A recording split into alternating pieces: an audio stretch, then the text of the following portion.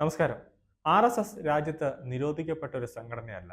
അതുകൊണ്ട് തന്നെ RSSൽ പ്രവർത്തിക്കുന്നതിൽ കേന്ദ്ര സർക്കാർ ജീവനക്കാർക്ക് ഒരു തടസ്സവുമില്ല എന്ന് പേഴ്സണൽ മന്ത്രാലയം തന്നെ വ്യക്തമാക്കിയിരുന്നതാണ്.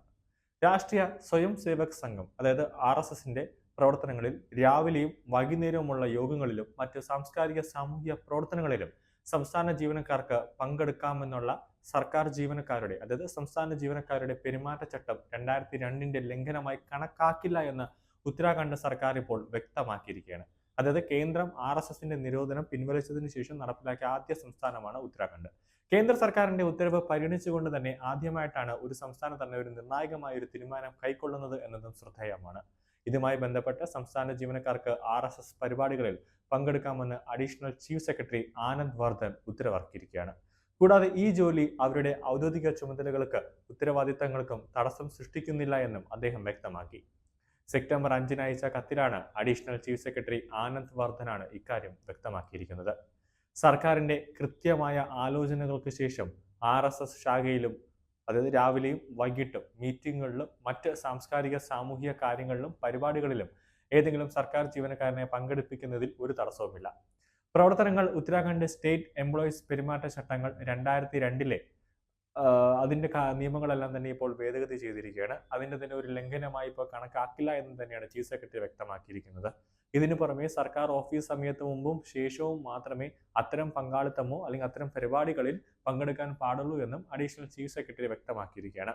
കൂടാതെ ഇക്കാര്യത്തിൽ നേരത്തെ പുറപ്പെടുവിച്ച എല്ലാ സർക്കാർ ഉത്തരവുകളും അസാധുവാക്കപ്പെട്ടതായി കണക്കാക്കുമെന്നും അദ്ദേഹം വ്യക്തമാക്കിയിരിക്കുന്നു. നേരത്തെ രാഷ്ട്രീയ സ്വയം സേവക് സംഘത്തിന്റെ പ്രവർത്തനങ്ങളിൽ പങ്കെടുക്കാൻ സർക്കാർ ഉദ്യോഗസ്ഥർക്ക് അനുമതി നൽകി പേഴ്സണൽ മന്ത്രാലയം നേരത്തെ പുറപ്പെടുവിച്ച ഉത്തരവ് പ്രതിപക്ഷവും BJPയും തമ്മിലുള്ള വാക്പോരിൽ കലാശിച്ചിരുന്നു.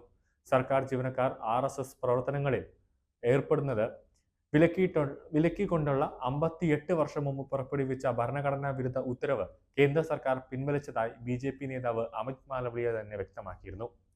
58 വർഷം മുമ്പ് 1966-ൽ രാഷ്ട്രീയ സ്വയം സേവക് സംഘത്തിന്റെ പ്രവർത്തനങ്ങളിൽ സർക്കാർ ജീവനക്കാർക്ക് വിലക്ക് ഏർപ്പെടുത്തിക്കൊണ്ട് പുറപ്പെടുവിച്ച ഭരണഘടനാ വിരുദ്ധ ഉത്തരവ് മോദി സർക്കാർ പിൻവലിച്ചതിനെ ഉദ്ധരിച്ച് മാളവിയ തിങ്കളാഴ്ച എക്സിൽ പറഞ്ഞിരുന്നു.